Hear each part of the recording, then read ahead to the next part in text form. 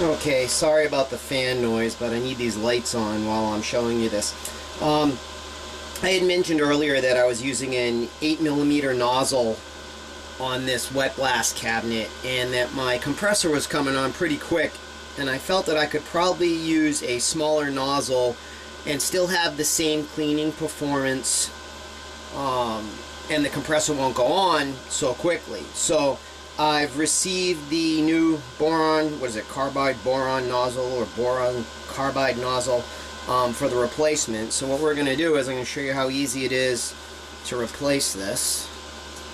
So I'm going from an 8mm nozzle to a 6mm nozzle. So I'm going to put that here for a second, and I will put this down and show you. It's really easy to change the nozzles. All you do is twist off the front of the nozzle and then push this is the 8mm nozzle. You can see the hole's a lot bigger.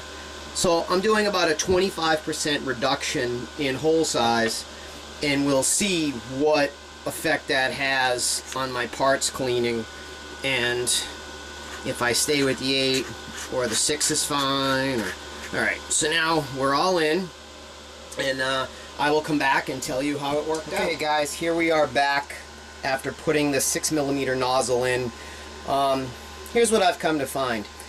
As far as it saving air and the compressor not coming on faster, we're talking 10 seconds, 12 seconds, not a big difference.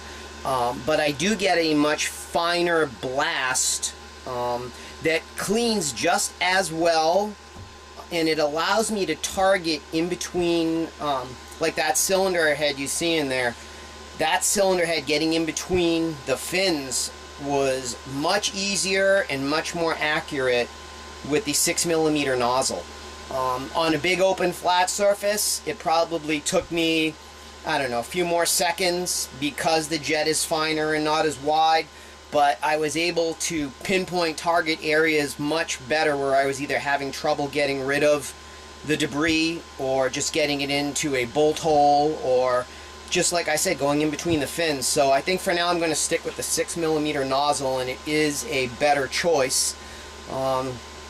I got a few other things I want to do to this cabinet just to try out, and I will come back again and put another video. But so far, 6mm nozzle seems the way to go. Thanks.